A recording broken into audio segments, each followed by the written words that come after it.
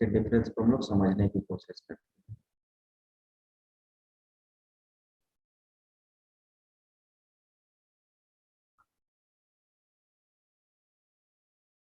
So you getting the board now?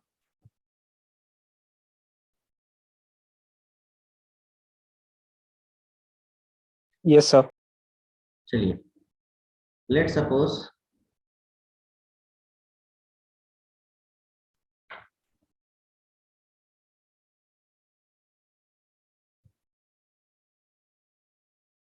एक node, दो node, तीन नोड, चार नोड, ठीक है, और एक पांचवा नोड। ये 5 नोड है हमारे पास, ठीक है। हमने कनेक्टिविटी की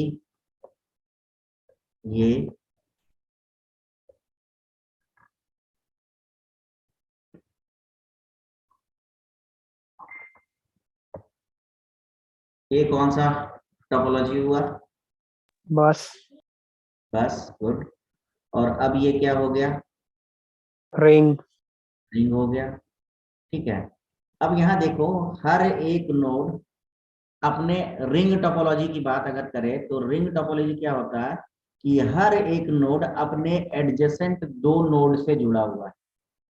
मैथमेटिकली जो फॉर्मूला है, या मैथमेटिकली अगर आपका हो तो हर एक नोड अपने दो एडजेसेंट नोड से जुड़ा हुआ है। मतलब कि हर नोड दो नोड से जुड़ेगा, एक लेफ्ट साइड एक राइट साइड, ठीक है। अब चूंकि ये सर्किल है तो किसको लेफ्ट कहोगे राइट कहोगे, that's another thing, but each and every node is connected with two adjacent nodes, ठीक है। ये कहलाया आपका रिंग। अब यहाँ थोड़ा सा हम लोग और कुछ चेंजेस कर रहे हैं।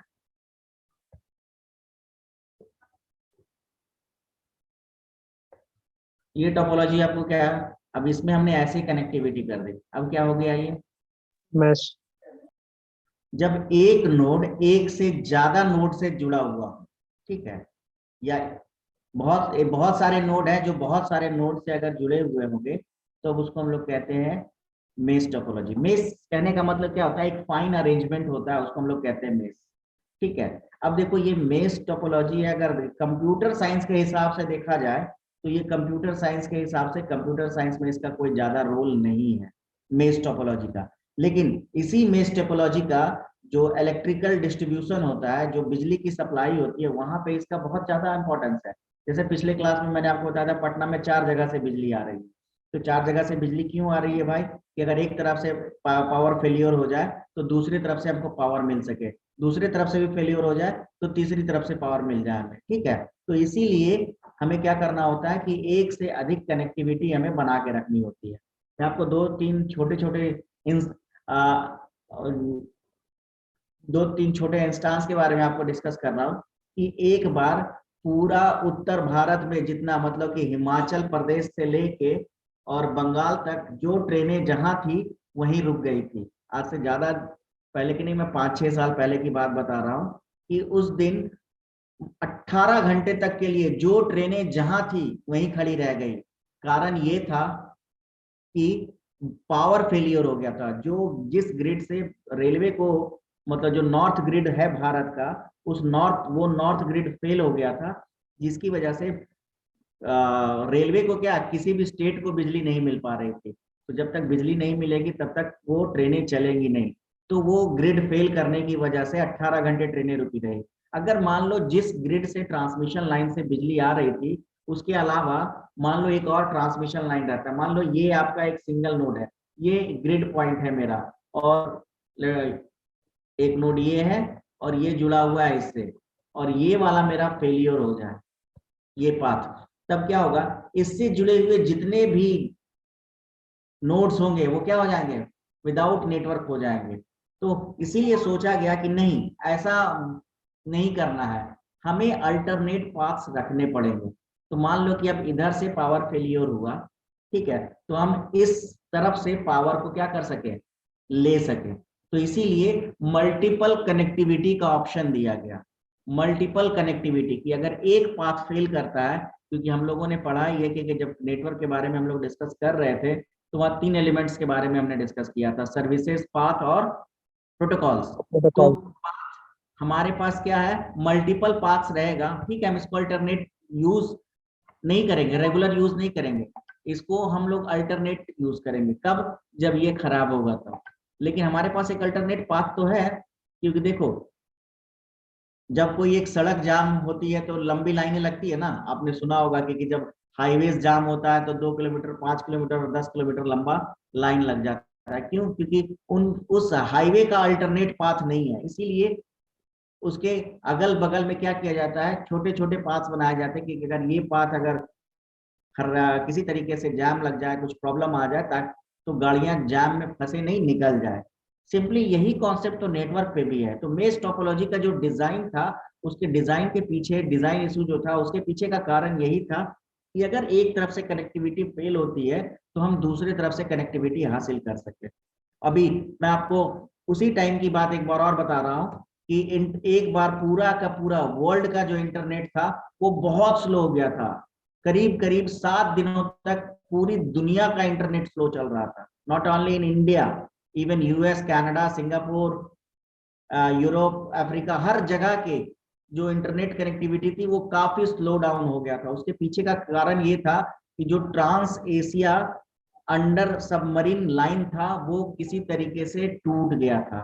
ट्रांस एशिया सबमरीन लाइन मतलब कि जो पूरा इंटरनेट का वैन बनाया गया है, तो वो वायर्स समुद्र के नीचे से वायर आते हैं, तो किसी बड़े शिप के टरबाइन से लग जाने की वजह से वो वायर क्या हो गया था, पूरी तरह से टूट गया था। तो उस वायर को ठीक करने में 7 दिनों का टाइम लगा था। तो चूंकि वो जिस तरीके से हाईवे होता है ना, नेशनल हाईवे, काफी चौड़ी सड़क होती है और सारी गाड़ियों का मूवमेंट उसी से होता है, उसी तरीके से वो हाईवे था। अब हाईवे था तो वो सड़क जाम हो गई या वो सड़क टूट गई या खराब हो गई, तो सारे जो लिंक्स थे, छोटे छोटे लिंक्स थे, वो क्या हो जाएंगे, ऑटोमेटिकली शट डाउन में चले जाएंगे या जैम हो जाएंगे। देखो जैम के, ट्रैफिक जैम के साथ एक बहुत इंपॉर्टेंट उसका कैरेक्टरिस्टिक जुड़ा हुआ होता है। वो कैरेक्टरिस्टिक क्या है कि अगर मेन ट्रंक या मेन लाइन अगर जैम होता है तो उसके जितने सब्सिडियरी लाइंस हैं वो भी धीरे धीरे जैम होते चले जाएंगे।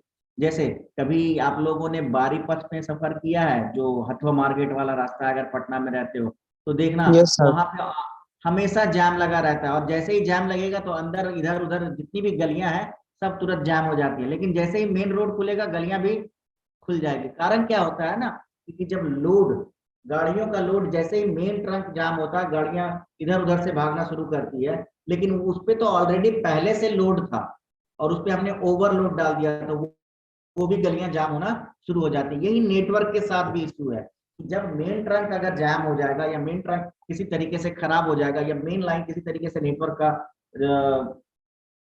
कोई किसी स्थिति में अगर वो खराब हो जाता है तो उससे जुड़े हुए जितने भी सब्सिडियरी लाइन्स हैं वो भी क्या होते हैं, उसके प्रभाव से बच नहीं पाते हैं। तो यही हाल हुआ था उस टाइम पे कि जो मेन ट्रंक था, जो वर्ल्ड में वैन के लिए जो वायर घुमाया गया है, वो उसमें एक मेन ट्रंक वायर था,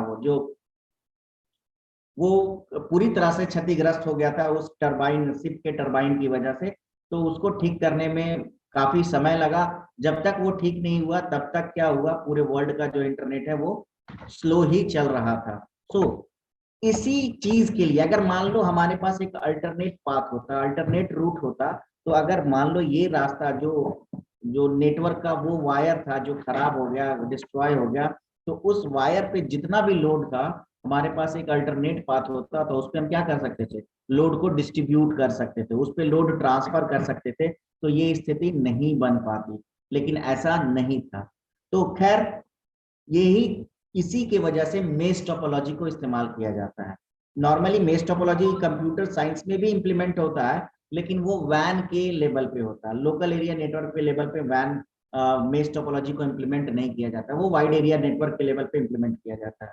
ठीक है, तो मेश टोपोलॉजी समझ में आया कि एक से ज्यादा से कनेक्टिविटी होगी तब वो मेश टोपोलॉजी कहलाएगा। और फुल्ली कनेक्टेड टोपोलॉजी एक टर्म होता है, आप लोग अभी डेटा स्ट्रक्चर में पढ़ोगे, फुल्ली कनेक्टेड ग्राफ।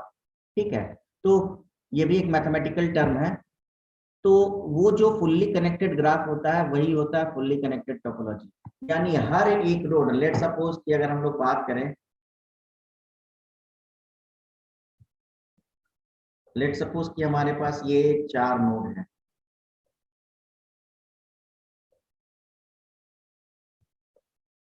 और इन चारों नोड को हमने क्या किया है,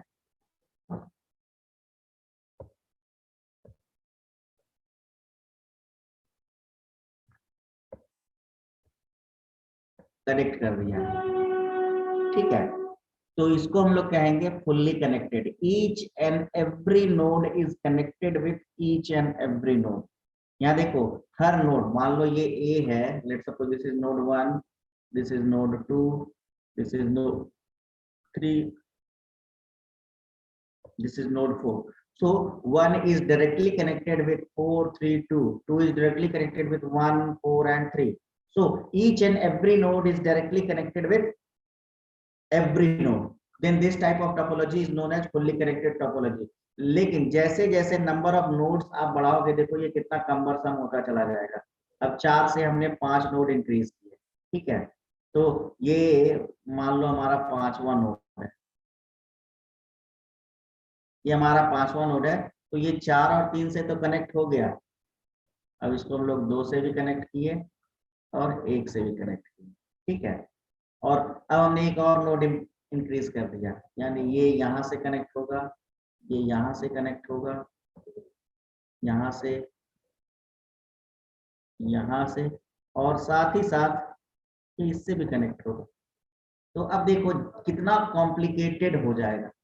जैसे जैसे नंबर ऑफ नोड्स बढ़ेंगे, इसका कॉम्प्लिकेशन बढ़ता चला जाएगा, और नीड ऑफ केबल्स वो बहुत ज्यादा होगी। तो इसीलिए कहा जाता है कि फुल्ली कनेक्टेड टोपोलॉजी और mesh topology is not practically implemented in computer science, but it is implemented in other engineering discipline. ठीक है, तो अगर इसका है तो कहीं पे इसका इस्तेमाल है, कहीं पे इसका इस्तेमाल नहीं है। मैंने आपको पहले ही दिन बताया था टोपोलॉजी में कि टोपोलॉजी का मतलब केवल कंप्यूटर साइंस के लिए नहीं होता, हर इंजीनियरिंग में इसका इस्तेमाल होता है।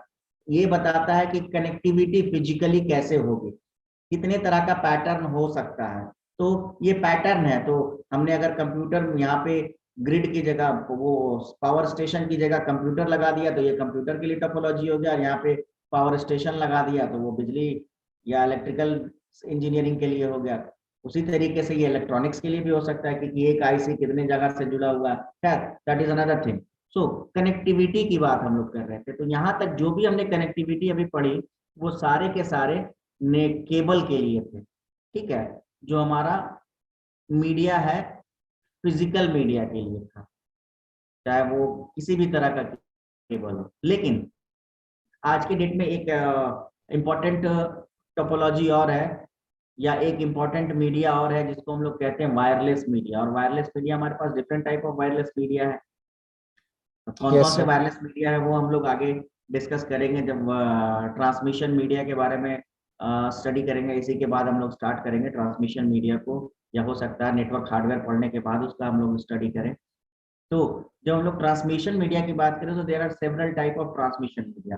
तो उन several type of transmission media में कौन कौन से मीडिया हैं, जो सॉरी, कुछ मीडिया है जो केबल के हैं, फिजिकल मीडिया है, कुछ वायरलेस मीडिया है। तो कौन सा केबल मीडिया है, वो केबल मीडिया के लिए जो टोपोलॉजी है वो है, तो आपने अभी तक जो भी पढ़ा वो सारे के सारे हम लोग केबल की बात कर रहे थे, चाहे वो बस टोपोलॉजी था, चाहे वो ट्री था, चाहे वो स्टार था, चाहे वो रिंग था, चाहे मेश या फुल्ली कनेक्टेड। एक और टोपोलॉजी है जिसको हम लोग कहते हैं हाइब्रिड टोपोलॉजी। और हाइब्रिड टोपोलॉजी के बारे में आई थिंक शायद मैंने पिछले क्लास में आप लोगों को बताया था कि हाइब्रिड टोपोलॉजी का मतलब होता है कि जब more than one topology we can add in a network, then it is known as hybrid topology. जैसे आपके कॉलेज का नेटवर्क, आप यहाँ पे वाईफाई भी इस्तेमाल करते हो, और आपका कंप्यूटर स्टार टोपोलॉजी से जुड़ा हुआ लैब के सारे कंप्यूटर, तो यहाँ पे दो टोपोलॉजी होगी। जब आप वाईफाई यूज कर रहे हो तो आप सेलुलर टोपोलॉजी इस्तेमाल करते हो, और जब आप डेस्कटॉप पे बैठते हो लैब में, तो वो क्या इस्तेमाल करता है, वो स्टार टोपोलॉजी यूज करता है। तो this type of network is known as wifi, sorry, hybrid topology. Hybrid. आपके कॉलेज में जो इंटरनेट का कनेक्शन आया वो बस टोपोलॉजी के थ्रू आया है। एक फाइबर है, वो फाइबर से कनेक्टिविटी आपके कॉलेज में आया। तो अब देखो यहाँ बस भी हो गया, सेलुलर भी हो गया, और स्टार भी हो गया। तो ओवरऑल जैसे जैसे आप क्या करोगे ना, ऊपर बढ़ते जाओगे, आपको इस तरह की चीजें समझ में आती जाएगी, दिखती रहेगी कि अच्छा यहाँ ये था, यहाँ ये था, यहाँ ये था। तो एक और टोपोलॉजी है जिसका नाम है हमारा cellular topology. And what is this cellular topology? So tell me anybody why your phone is known as cellular phone? Mobile phone को सेलुलर फोन भी कहते हैं, क्यों? उसमें सेल होता है, सेल क्या होता है? बैटरी का सिंगल पीस। बैटरी का सेल, ठीक है। और कोई?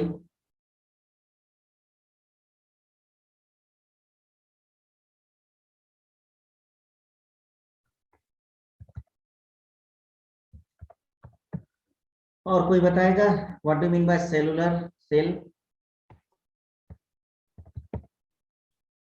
Why your mobile phone is also known as cellular phone?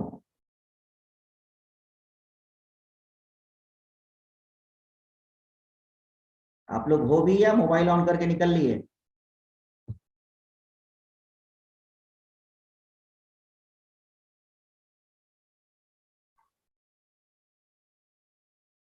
मेरी आवाज पहुंच रही है आप लोगों तक?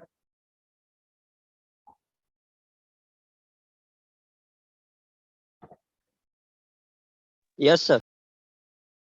तो जवाब नहीं दे रहे हो भाई, इतना देर से खाना वाना यस खाने सर। लगे क्या? नहीं सर। नहीं, तो इतना देर से लेट से रिप्लाई क्यों कर रहे हो? मैंने पूछा कि आपका मोबाइल फोन सेलुलर फोन क्यों कहलाता है? दो ही लोग बोलने वाले हैं, बाकी सब प्रवचन सुनने वाले हैं।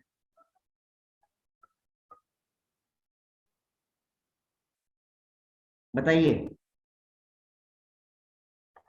कोई आइडिया? एक ने तो बताया कि सेल सेल यानी बैटरी इस्तेमाल होती है इसलिए उसको सेलुलर फोन कहते हैं, ठीक है। चंदन शर्मा, गुलशन, प्रभात, सिमरन, सुजीत, आंचल और बाकी आप लोग शांत हो, क्या बात है?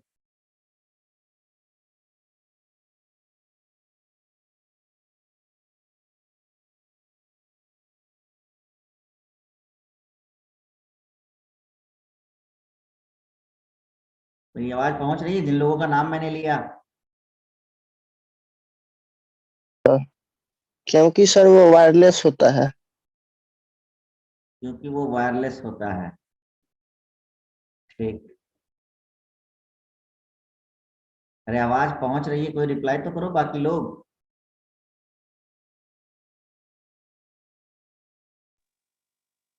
सर आवाज तो आ रहा है। वो तो मुझे पता है आवाज आ रही है, लेकिन रिप्लाई नहीं हो रहा है ना। सर कोई बोल ही नहीं रहा है। यस वही ना सर, सेल से पूछ- तो सेलुलर मैंने बोलते हैं। सबसे नाम लिया, मैंने नाम लेके सबसे पूछा कि एटलीस्ट हाँ या ना तो बोलो कि हाँ आता है नहीं आता है। ऐसे बैठे हो, लगता है कि मैं केवल यहाँ बैठा हूँ आप लोगों से बकबक कर रहा हूँ और आप लोग बस चलो ठीक है क्लास चल रहा है खत्म होगा। ऐसा क्लास नहीं होता है बाबू। यस सर, गलत बात है, कोई बोलता ही नहीं है। ऐसे तो क्लास में भी नहीं बोलते हैं, तो ऑनलाइन। खैर चलो, तो हम लोग बात कर रहे थे सेलुलर टोपोलॉजी की। तो आपका मोबाइल फोन सेलुलर फोन क्यों कहलाता है, उसके पीछे का रीजन है कि जब आपका मोबाइल फोन काम करता है ना, तो वो एक एरिया में काम करता है, विद इन एरिया। जैसे आपका मोबाइल फोन जब काम करता है और आप नेटवर्क में नहीं होते हो, तो उसे हम लोग बोलते हैं कि वहां पे आपको एक टोन सुनाई पड़ता है क्योंकि आपका नेटवर्क मोबाइल जो है वो कवरेज क्षेत्र से बाहर है। यहाँ पे देखो एक इमेज लगी हुई है, इस इमेज को थोड़ा सा ध्यान दो। ये जहां जहां टावर लगे हुए हैं, इस टावर की अपना एक रेंज है। यहाँ पे चूंकि एंटेना लगा हुआ है, तो इस एंटेना का अपना एक रेंज होता है, और ये जो रेंज होता है ये इस एंटेना का सेल कहलाता है। इसीलिए और आपका मोबाइल फोन तभी काम करेगा जब वो इस सेल के अंदर होगा। इसीलिए आपका मोबाइल फोन कहलाता है cellular phone. Why? Because your mobile phone works only when your phone is under a cell. जब तक वो सेल के अंदर नहीं होगा तब तक आपका मोबाइल फोन काम नहीं करेगा। दैट्स वाई दिस टोपोलॉजी, जो मोबाइल नेटवर्क्स होते हैं वो जिस टोपोलॉजी को इस्तेमाल करते हैं उस टोपोलॉजी को हम लोग कहते हैं cellular topology. And this topology on dedicated for wireless medium. This topology is dedicated for wireless medium. तो जो आपका वाईफाई नेटवर्क होता है आपके क्लास में या आपके कॉलेज में या हर उस जगह पे जहाँ पे आपको वाईफाई एक्सेस मिलता है, वहां पे भी कुछ ऐसा ही क्या होता है वो जो वाईफाई राउटर लगाए जाते हैं या वो जो एंटेना जहाँ पे लगाया जाता है, उस एंटेना का अपना एक रेंज होता है। नॉर्मली आप बाजार से जब खरीदने जाओगे वाईफाई राउटर, तो वो कहेगा इसका 30 फीट रेंज है, 50 फीट रेंज है, 100 फीट रेंज है। मतलब 100 फीट के रेंज में, मतलब उसके चारों तरफ 100 फीट के रेंज में अगर आपका पर्सनल डिवाइस या मोबाइल फोन या लैपटॉप अगर आएगा, तो वो वाईफाई की सॉरी वो वाईफाई के जो सिग्नल है वो कैप्चर कर पाएगा। उससे जैसे ही वो बाहर जाएगा तो वो कैप्चर नहीं कर पाएगा। क्यों? क्योंकि उसका रेंज नहीं है, जो उसको सिग्नल मिलना चाहिए वो सेल के बाहर नहीं मिल पाएगा। तो इस तरह के टोपोलॉजीज को जब आप इस्तेमाल करते हो, तो ऐसे टोपोलॉजीज को हम लोग कहते हैं सेलुलर टोपोलॉजी। और ये टोपोलॉजी यूज किया जाता है only for wireless medium. These topology is used for wireless medium. बाकी जितने भी टोपोलॉजीज अभी आपने पढ़े, जो हमारा था बस, रिंग, स्टार, मेज, हाइब्रिड, फुल्ली कनेक्टेड, ट्री, ये सारे के सारे जो थे वो आपके वायर्ड मीडियम के लिए थे। जबकि सेलुलर टोपोलॉजी वायरलेस मीडियम के लिए होता है। चूंकि ये आपके सिलेबस में पढ़ना नहीं है, लेकिन इसका धड़ल्ले से आज के डेट में इस्तेमाल होता है, तो इसके बारे में जानना हमें क्या है, बहुत जरूरी है कि आखिर ये आखिर है क्या। तो इसीलिए सेलुलर टोपोलॉजी भी हमने आपको बताया। So this is all about the topologies कि कौन कौन से टोपोलॉजी है आपके जो जिसकी मदद से आप एक कंप्यूटर को दूसरे कंप्यूटर से फिजिकली एक दूसरे से कनेक्ट करते हो। ठीक है, बात समझ में आई? Yes sir. Yes sir. अब यहाँ पे आप जो देख रहे होगे कि ये जो सेलुलर टोपोलॉजी बेसिकली इसका जो आकार आप देख रहे हो, इसको हम लोग कहते हैं कि दिस इज हेक्सागोनल। सर दिख तो नहीं रहा है। हाँ, दिख नहीं रहा है। स्क्रीन शेयर नहीं है। नहीं सर।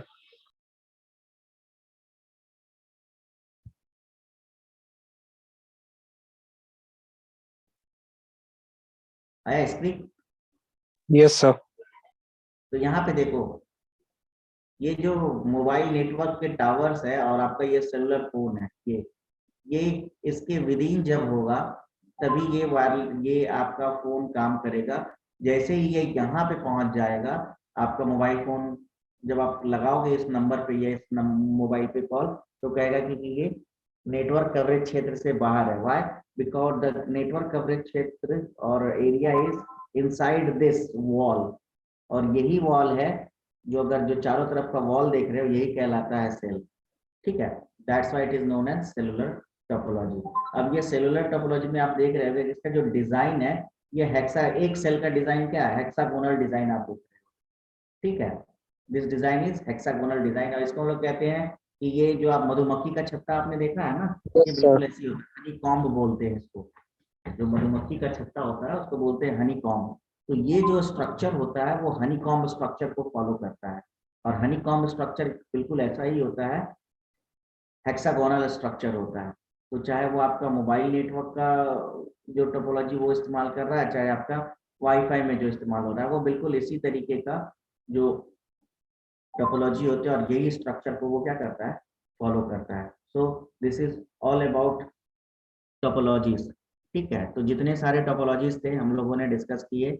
आप लोग कोशिश करोगे कि जो भी मैंने नोट्स तो मैंने आपको दे दिया है और मैं इसका जो अभी तक मैंने पढ़ाया उसका भी नोट्स भी मैं आपको अवेलेबल करा दूं। लेकिन कोशिश आप लोग को ये करनी है कि आप लोग खुद से एक दो जगह से रेफरेंस लेके, अगर आपके पास बुक है, इंटरनेट है, जो भी है, वहां से रेफरेंस लेके खुद से लिखने की कोशिश करो। मैं जो आपको अवेलेबल करा दे रहा हूँ, ठीक है, वो जितना लिखा हुआ ठीक है। आप जब तक खुद से नहीं पढ़ोगे एक दो जगह से, तो आपको और नॉलेज गेन नहीं होगा। हो सकता है दूसरी जगह पढ़ोगे तो कुछ और चीजें आपको सामने निकल के आएगी, तो उस समय आप मेरे से सवाल कर सकते हो कि आखिर मैंने ये पढ़ा था, इसका क्या मीनिंग है। ठीक है, बाकी मैं जितना है आपके सिलेबस में उससे ज़्यादा ही आपको बता रहा हूँ। तो ये कोशिश आपको करनी है कि आप खुद से ये सारे नोट्स आपको जो बनाने हैं वो खुद से बनाओगे, और वहाँ जो डिफ़िकल्टी आएगी वो आप मेरे से शेयर कर लोगे। हाँ, अभी तक जितने लोगों ने बनाया है वो अगर चाहते हो कि उन्होंने जो नोट्स बनाया वो प्रॉपर तरीके से बन रहा है या नहीं बन रहा है, then you can send me the screen of your notes, और मैं उसको देख के आपको बता दूंगा कि वहाँ पे जो आप लिख रहे हो या बना रहे हो वो सही तरीके से है या उसमें कुछ गड़बड़ी है या कुछ उसमें और जोड़ना है या घटाना है। Then you can ask me for that. ठीक है, so this is all about your topology. ठीक है, तो टोपोलॉजी जो टॉपिक है आपका यहाँ पे खत्म होता है। अब इसके बाद हमारे पास कुछ जो टॉपिक है, नेक्स्ट टॉपिक है वो, जैसा कि अभी मैंने थोड़ी देर पहले आपसे डिस्कस किया था, ट्रांसमिशन मीडिया के बारे में। So transmission media, what is transmission media according to you, और जो नेटवर्क एलिमेंट आपने पढ़ा है उसके हिसाब से जो डेफिनेशन आपको समझ में आता है, what is transmission media, tell me. Sir transmission का मीडिया मतलब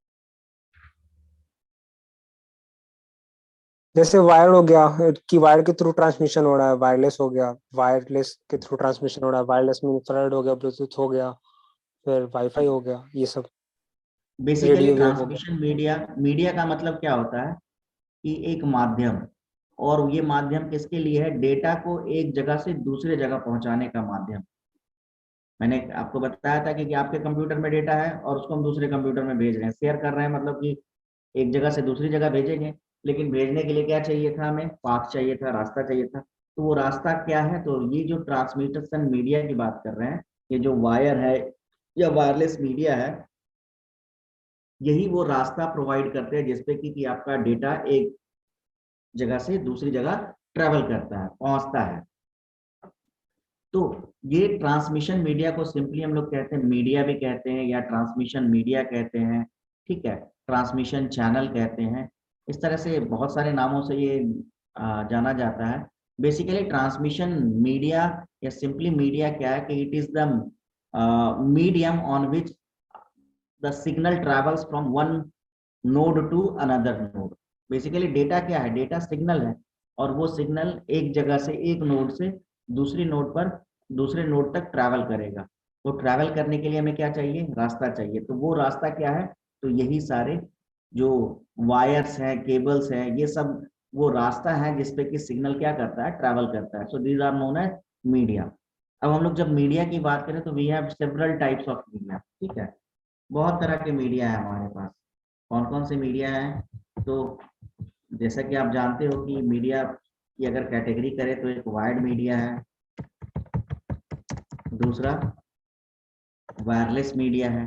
अब वायर्ड मीडिया की बात करो तो वायर्ड मीडिया डिफरेंट टाइप के होते हैं, और वायरलेस मीडिया की बात करो तो वायरलेस मीडिया डिफरेंट टाइप के होते हैं। So there are several types of media we have, ठीक है, we have several type of media. यहाँ पे मैं कुछ मीडिया आपके साथ शेयर कर रहा हूँ, आप देख सकते हो इस इमेज में।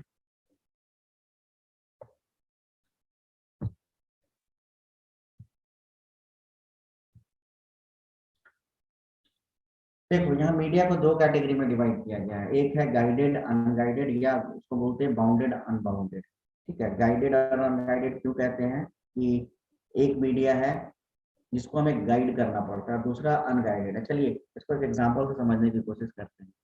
आप, अब तो बेस फोन सबके घरों में होता नहीं है, चलो हम लोग आपके घर में एक बेस फोन है, बीएसएनएल वाला फोन है, और उस फोन पे आपके दोस्त का फोन आया या किसी रिलेटिव का फोन आया, वो किसी तरह का एक फोन आया जो नॉर्मल सा कॉल है, कैजुअल कॉल है, बात हो रहा है, इतने में आपका टाइम है, आपको भी जाना है कहीं, आपके ट्रेन का टाइम हो रहा है।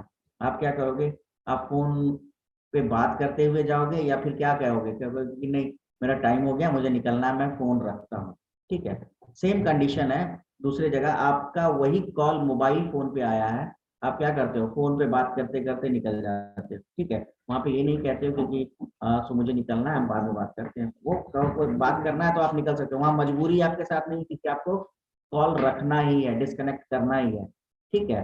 लेकिन जब आपके पास बेस फोन होता है तो आपके पास ये इशू होगा, ये मैंडेटरी होगा कि आपको फोन कट करना पड़ेगा। क्यों, क्योंकि आपका जो फोन है वो किसी वायर से जुड़ा हुआ है, और वो वायर ही गाइड कर रहा है कि वो फोन को आप कहाँ तक ले जा सकते हैं, ठीक है। उस वायर का जितना लेंथ होगा या उसका जितना रिचेबिलिटी होगा, वो उसका जितना पहुंच होगा, आप उस फोन को वहीं तक ले जा सकते हो, और जहां तक आप फोन ले जाओगे वहां तक आप बात कर सकते हो, उसके आगे आप बात नहीं कर सकते। लेकिन आपका मोबाइल फोन ये चीज आपको जो रिस्ट्रिक्शन लगा रहा है वो रिस्ट्रिक्शन नहीं लगाता है, वो उसका जितना उस जिस नेटवर्क से जुड़ा हुआ, वो जिस एंटेना से जुड़ा हुआ, उसका एक पर्टिकुलर कवरेज एरिया, उस कवरेज एरिया में आप जहां तक भी ट्रैवल करोगे आपको वो कहीं पे बाउंड नहीं करेगा, कहीं पे गाइड नहीं करेगा कि यहीं तक जाना है, यहाँ से आगे नहीं जा सकते।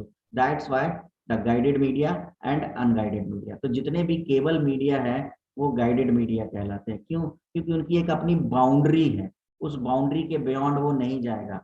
अनगाइडेड मीडिया की बाउंड्री नहीं। देखो अनगाइडेड मीडिया की भी बाउंड्री है, ऐसा नहीं कि इसकी बाउंड्री नहीं है, लेकिन यहाँ पे डिपेंड करता है कि आपने उसमें कितना पावर दिया जिसकी वजह से वो कितना दूर तक ट्रैवल कर सकता है। ठीक है, तो वो क्या है आगे मैं इस पर डिस्कस करूंगा कि अनबाउंडेड मीडिया या अनगाइडेड मीडिया के बारे में जो भी मैं बोल रहा हूँ ये क्या कह रहा हूँ आपको।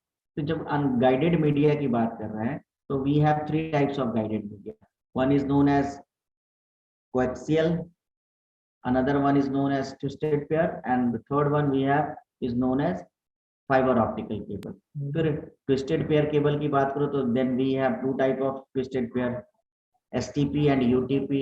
जब हम लोग coaxial cable की बात करें तो there are 2 types of media, baseband cable and broadband cable, और आज के डेट में तो उसमें और भी बहुत सारी कैटेगरी हो गई है। वहीं पे जब हम लोग फाइबर ऑप्टिक केबल की बात करें तो उसमें भी डिफरेंट कैटेगरी है, सिंगल मोड है, मल्टी मोड है, इस तरह से। ठीक है, और वहीं अनगाइडेड मीडिया की बात करोगे तो यहाँ पे आप देख रहे हो जैसे रेडियो वेव, माइक्रोवेव, इंफ्रारेड। ठीक है, ये तो कंप्यूटर में यूज करते हैं। इसके अलावा भी बहुत सारे मीडिया है जैसे X rays, gamma rays, cosmic rays, ये सब भी इस्तेमाल किए जाते हैं ट्रांसमिशन के लिए। खैर, तो यहाँ पे 3 ही हमने लिया है due to why, because computer networks में इन्हीं तीनों का इस्तेमाल करते हैं, बाकी साइंटिफिक एप्लीकेशन के लिए होता है तो इसलिए उसके बारे में डिस्कस नहीं करते हैं। ठीक है, so we have a bouquet of media. हमारे पास एक पूरा मीडिया का बुफे है, एक बुके है, जिसमें कैसा है ना कि एक बुके है उसमें डिफरेंट टाइप ऑफ फ्लावर्स हैं, तो आपको कौन सा फ्लावर पसंद है। ठीक है, उसी तरीके से यहाँ पे we have different type of media, एक पूरा बुके है हमारे पास, तो कौन सा मीडिया आप सेलेक्ट करोगे, ये बहुत इंपॉर्टेंट सवाल है। जैसे मान लो कि कल आपको एक शर्ट खरीदना है, ठीक है, या कोई एक कपड़ा खरीदना है, तो कपड़ा खरीदना है या शर्ट आप परचेज करते हो तो उसके लिए आपका कुछ पैरामीटर्स होता है। दुकान में तो जब शॉप में जाओगे तो वहाँ पे हजारों कलेक्शन है, उसमें से केवल आप एक पसंद करके आते हो। अगर आपको एक परचेज करना है, अब बहुत सारे लोगों को कि हम 2-3 खरीदते हैं, नहीं, आपको एक ही परचेज करना है। उस कंडीशन में आपके पास कुछ पैरामीटर्स होते हैं, उस पैरामीटर के अकॉर्डिंगली आप परचेज करते हो कि क्या आपका पैरामीटर है कि उसका प्राइस कितना होना चाहिए, कलर कैसा होना चाहिए, फिटिंग कैसी होनी चाहिए, फुल स्लीव, हाफ स्लीव होना चाहिए, इस तरह का बहुत सारा है, फैब्रिक कैसा होना चाहिए। आपके पास डिफरेंट टाइप ऑफ क्राइटेरिया होता है, उस क्राइटेरिया के अकॉर्डिंगली आप हर शर्ट को क्या करते हो, सेलेक्ट करते हो या फिर रिजेक्ट करते हो। सिंपली यहाँ पे भी जब हम लोग मीडिया के सिलेक्शन की बात करेंगे तो we have different type of criteria. हमारे पास बहुत अलग अलग पैरामीटर्स होते हैं, और उन पैरामीटर्स पे हर मीडिया को हम लोग चेक करेंगे कि कौन सा पैरामीटर पे हमारा मीडिया जो मेरी जरूरत है। क्योंकि सबसे इंपॉर्टेंट बात था कि पहला चीज हमने जो डिस्कस किया था सर्विसेज के बारे में, क्योंकि जैसी जरूरत है उसके अकॉर्डिंग हमको कॉन्फ़िगर करना है। तो यहाँ पे भी हम लोग देखेंगे ना कि हमारी जरूरत क्या है, उसके अकॉर्डिंग क्या करना है। ठीक है, तो आपकी क्या जरूरत है, आपका क्या कंडीशन है, आपको किस तरह का नेटवर्क चाहिए, उन सभी चीजों पे डिपेंड करेगा कि आपका मीडिया सिलेक्शन क्या होगा। So we have different types of media. अगर देखें तो 2, 2, 4, 2, 6 और 3, 9 तरह का मीडिया भी यहाँ पे सामने आपको अवेलेबल है। तो इन 9 में आप अपने नेटवर्क के लिए कौन सा मीडिया का सिलेक्शन करोगे, ये एक इम्पॉर्टेंट सवाल होगा। तो उस सवाल को ढूंढने के लिए हमें अलग अलग पैरामीटर्स है जिसको हम लोग कहते हैं factors to choose a media, और इसी को एक और टर्म हम लोग आगे नाम देंगे जिसको हम लोग कहते हैं ट्रांसमिशन इम्पेयरमेंट्स।